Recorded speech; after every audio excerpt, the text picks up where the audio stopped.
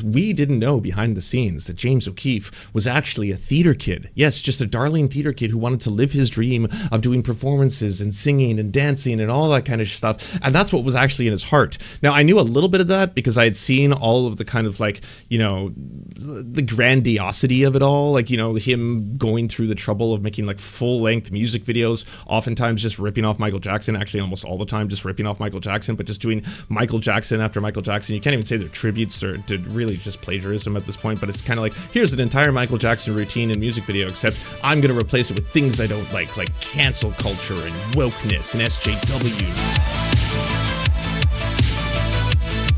Project Veritas burns. I don't know if they talked about this. I have some fun interlocking moments in history with Project Veritas. I don't know if I'm 100% the reason, but I'm at least partially the reason why James O'Keefe lost his musical venue in Las Vegas. And it wasn't even me trying to do anything. I just wanted more information, so I pretended to be someone calling in to look for tickets. And when I called in asking about it, like the staff were kind of like, that event is coming up. We're not really sure what it is. You know what, let us look into this and get back to you. And then all of a sudden he lost the venue. Now, I don't know if that was me. That could have been a lot of other people, probably other people who were like calling in or at least going in and being like, are you actually hosting this Project Veritas thingy at this venue? But hey, it certainly probably stung a little bit. I'm guessing that didn't help James O'Keefe. Also, if you don't know the whole full story and you haven't heard this is actually pretty fucking hilarious. So James O'Keefe and the whole Project Veritas, they were kind of like, you know, the bad boys of the right. They were capable of doing investigative reporting where they would catfish people, you know, go on dates with this like CNN reporter, and then after like 5 or 6 dates and a lot of drinks, suddenly get them to say things they wouldn't say normally. Or this person who worked for Pfizer, who then afterwards admitted that he didn't work for Pfizer, and we can't really find their LinkedIn, but it doesn't matter. Very, very serious work, and it's destroying the left, and that's why the left is terrified of Project Veritas. Whereas we didn't know behind the scenes that James O'Keefe was actually a theater kid. Yes, just a darling theater kid who wanted to live his dream of doing performances and singing and dancing and all that kind of stuff, and that's what was actually in his heart. Now, I knew a little bit of that because I had seen all of the kind of like, you know, the grandiosity of it all. Like, you know, him going through the trouble of making like full-length music videos, oftentimes just ripping off Michael Jackson, actually almost all the time just ripping off Michael Jackson, but just doing Michael Jackson after Michael Jackson. You can't even say they're tributes or to really just plagiarism at this point, but it's kind of like, here's an entire Michael Jackson routine and music video, except I'm going to replace it with things I don't like cancel culture and wokeness and SJWs and things like that. Well, it turns out he was embezzling fuck tons of money. Tons and tons of money. Like, they were getting lots of money, obviously, from donators and donos who were like, oh, you guys are real reporters, you know, breaking the story, catching the scene. And then it turns out he was blowing it on the silliest shit, which includes trying to produce a full-length musical number based on his life, which I guess was the one that we were unfortunately unable to see at the venue in Vegas, but it ended up, I think, doing 1 or 2 performances somewhere else. So he got to do that. And then shortly afterwards, it also was revealed, among other things, that it all actually was like a work culture rife with like sexual abuse, them giving employees drugs, like a lot of fucked up shit. It wasn't just like all song and dance and fun and joy and all that kind of stuff, but you know, nice good old way to blow a whole bunch of cash for sure. I mean, you know, in that sense, he's kind of like Comrade O'Keefe. Ooh, it even has a ring to it. Comrade O'Keefe, wasting the money of the far right in order to produce and live his dreams. Oh, also a DJ. He wanted to DJ Coachella, and he got real mad when he couldn't, and then wanted to buy his way into DJing at Coachella. But they were like, no. Like, in what world, James O'Keefe, do you think? Like, we don't want you here. It would be terrible for our branding. In addition to that, we don't need you. We're one of the world's largest music festivals. We go on for 2 weeks. We're fine. We don't need whatever like paltry cash you're capable of pulling together to become like a big fucking DJ for Coachella. Anyways, I hope that brings you up all to speed, because I don't know what the latest developments are. You remember Hannah Giles? She was when Project Veritas did their original sort of like prank, and essentially, because the Democrats were such cowards, ended up getting Acorn, a community organizing group across the country that would help low-income people, both doing things like registering to vote and navigating different public services. It got them defunded by the U.S. government. I believe that she was part of this, right? Was it Acorn that she was? She was. From this in the Daily Beast in 2009, O'Keefe and Giles, then a journalism student, teamed up to surreptitiously record members of the National Community Organizing Group. Right, and got Acorn shut down. That was basically their peak Project Veritas work. She was named the new CEO Wait, hard to tune. That's fine. Project I knew Veritas in June, to great fanfare.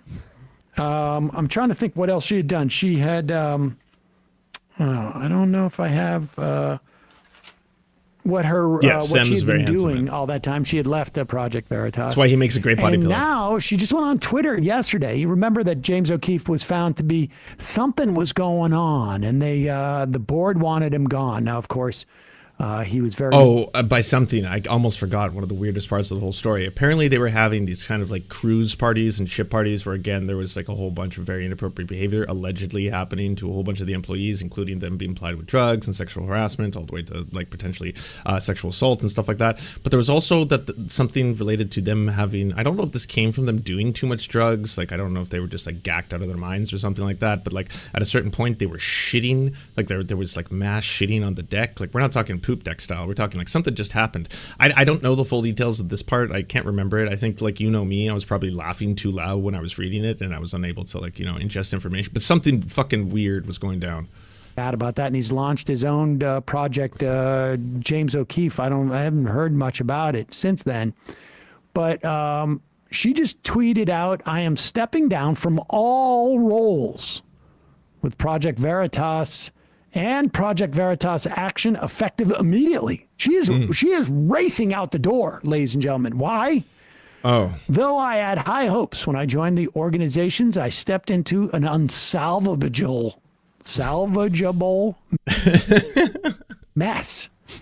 One wrought with strong evidence of past illegality. So this is wild and fantastic, by the way. But I love this. So someone else is chosen. Everyone got really mad. I don't know if you remember. Even Tim Pool was like, "Who the fuck wants Project Veritas without James O'Keefe? Yeah, Project Veritas, more like." And you're like, all right, fine. All of you just love this weird cult of personality that James O'Keefe has musically danced into your hearts. That's adorable and precious. Good. Don't ever change. At the same time, though, some fucked up shit must have gone down. Some real fucked up shit. Like, holy fuck. If it's getting here where it's like, I stepped into an unsalvageable mess, one wrought with strong evidence of past illegality and past financial improprieties. Like, whoever was chosen to take over just like took a couple strong looks at the books, some of the accusations being levied, and just like, nah.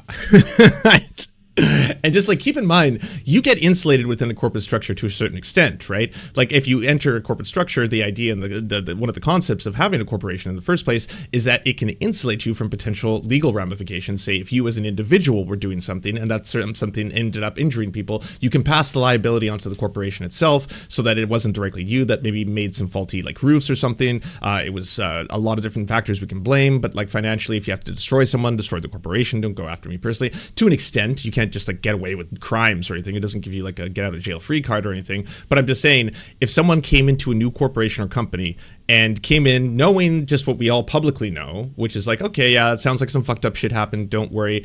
This is just like the woke mind virus trying to take everyone down. Got inside, saw the books again, saw some of the like behind the scenes shit, and it was like, whoa, no, fuck this. No, I'm out. It's like, it's just not worth it. Whoopsie. And past financial improprieties. Why am I having trouble pronouncing things? Once such evidence was discovered, I brought the information to the appropriate law enforcement agencies. No one wants to be the fall guy. If that last part is true, like, how bad did it have to be outside of what we already know? Because what we already know is really fucking bad. It's really fucking bad. It's the kind of shit where you're just like, oh man, yeah, that's That's not great. Yeah, I mean, some of it is darling. The whole like, I want to DJ Coachella, bro, and they're like, ah, fuck off. And what's my musical, bro? Like, okay, that stuff is all funny, but obviously all the potential accusations of like sexual assault, sexual harassment, fostering an unsafe workplace in which you are, potentially trying to encourage your employees to do drugs. I mean, it does basically sound the exact same as Steven Crowder's fucking workspace. Like I don't know if this is just a right wing thing. Maybe it's just like a right-wing chud thing where it's like, there's always going to be a combination of people just trying to drop Molly and go on shitting parties on cruises or something. But the fact that, again, the brand new CEO comes on board is definitely knowing what, they're taking on in terms of a company, and immediately is like, so not only am I out, I'm just going to make a public statement that what I saw is really bad and I've contacted the police. Firm C3 Strategies, which grew to over 450 employees. Wow, and she left that for Project Veritas? Go back to the old. And then it took her 6 months. 6 months to come across strong evidence of past illegality and past financial improprieties. I wonder if it was just like all of it was in one folder. I just want to share some of, again, these are the things that we know, stories about James O'Keefe. This is my personal, one of my favorites by and far. And it's that they had this strategy. This isn't new. You know how they're doing the whole CNN, basically like catfishing, or some people call it honey dipping, when you try to tempt someone and allure them with the flesh and all that kind of stuff. And they're too horny to know better. And then they're just going to like just go blah and reveal all this information. Well, that's like just something that they wanted to do multiple times. And in one of them, James O'Keefe was supposed to be the seducer. So listen to this. Undeterred, O'Keefe and his crew got right back to work. Their next plot was to attempt to embarrass the news organization CNN by seducing one of their female star reporters, or something. It's not entirely clear what the end result would have been, because one of the Confederates became uncomfortable with the level of sleaze and told CNN ahead of time about the, quote, investigation.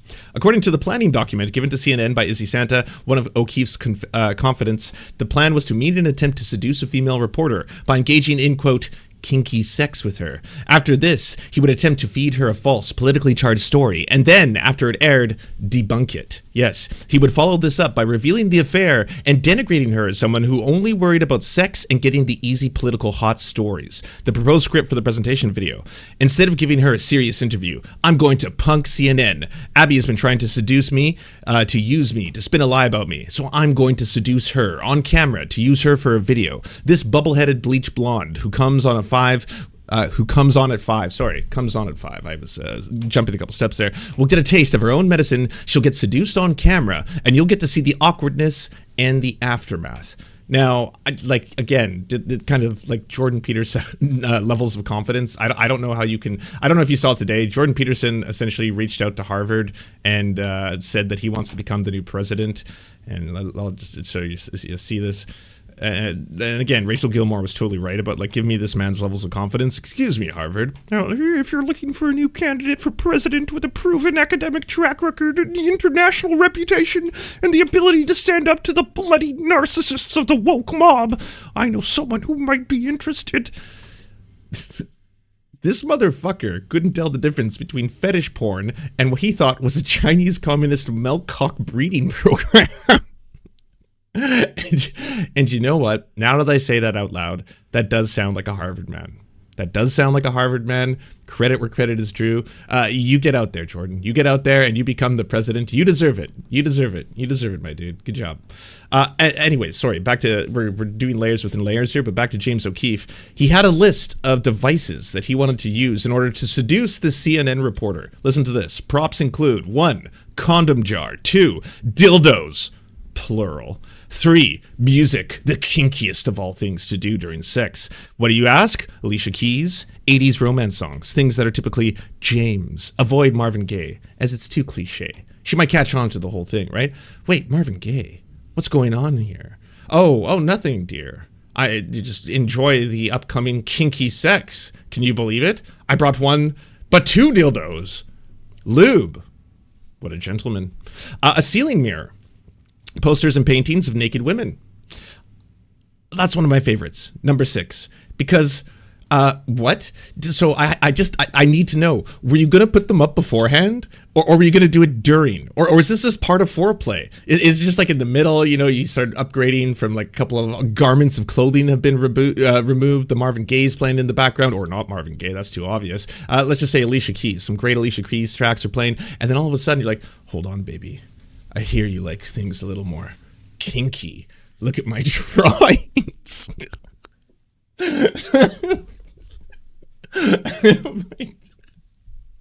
Oh, don't worry. Yeah, there's more. Like posters and paintings. Paintings. Motherfucker wanted to paint. Let this man paint. Let this artist have his art, okay? He clearly has a need to express himself through a variety of different mediums, and this is one of those. Paintings of naked women. Playboys and pornographic magazines. Yeah. Are you not horny yet, my dear? Well, don't worry. I have a large collection of Playboys. Yes, you can look at these. Candles. Whew. Wow. Slow down, Romeo. Viagra and stamina pills. Yep. There's no point in having some kind of a mistake go down. The stakes are way too high, right? What if I have erectile dysfunction? What if I come too fast? That won't happen. I've got stamina pills. Lots of Viagra. Yeah. Also, don't give yourself a heart attack, dude. I don't know if you should be taking Viagra pills and stamina. I'm just saying, consult a doctor before combining a whole bunch of stimulants and Viagra. I mean, people have died before from using it. Fuzzy handcuffs, again, ooh, the kinkiest of kink, and a blindfold. And again, this entire plot was in order to seduce a CNN reporter. And it's not even that like you wanted to seduce a CNN reporter just to be able to say that, to be able to have like a, you know, some kind of sleazy segment where you're like, yeah, I fucked her. She talks all this shit, but she actually had sex with me.